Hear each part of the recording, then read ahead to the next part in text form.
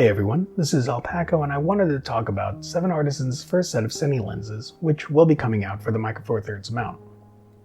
The article shows that it will be called the Vision Series and will be offered in the focal lengths of 25, 35, and 50mm, all of them at the T1.05 t-stops.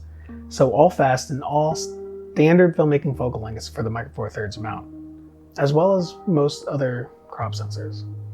There's no other news about the lens except for that they will be released soon. These lens announcements, as well as the anticipation of the next GH6 and OM Systems camera, really stamps the fact that the Micro Four Thirds cameras are not dying. In fact, in the comment section of DPReview's OM System 20mm Pro video, I spoke with Andrew Baxter about how the differentiation between full frame and Micro Four Thirds should exist. But the difference between APS-C and Micro Four Thirds is harder when image quality is similar and APS-C cameras have less features. That conversation really sparked an aha moment for me when I realized that there really isn't a solid APS-C mirrorless camera for professional use.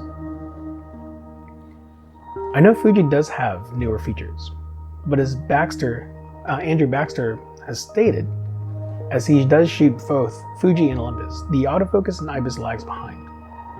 Also, if you didn't know, Drew from Power of Drew used to shoot with the Fuji X-T4, and there are other problems with that camera, and I'm assuming with Fuji systems in general, that simply slows down a professional workflow too much. I have personally never shot with any of the newer Fuji cameras, as my experience with Fuji is limited to the Fuji X10 many years ago. So I can't say for sure whether or not they're good for professional use.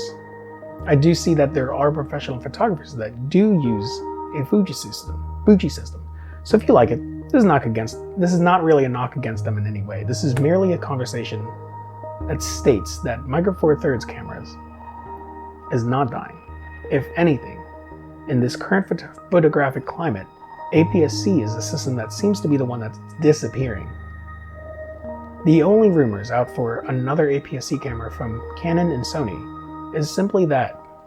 Rumors. No dates, no clues, no announcements, nothing. If you look at all the APS-C cameras available outside of Fuji's lineup, there isn't much that would or could go against any of the current Micro Four Thirds cameras. None have the speed, flexibility, accuracy, and feature sets that both the GH5 and EM1 Mark II has. And just to remind everyone, the GH5 and the EM1 Mark II were cameras that were released in 2016 and 2017, respectively. So they aren't new, and both cameras can be picked up for less than $800 used. Hell, I've seen several EM1 Mark IIs on eBay for around $500 to $600, and I have used the EM1 Mark II in a professional manner for 4 years at this point. I'm not a fan of pitting system against system and company against company because all of them are great cameras. They all make great cameras.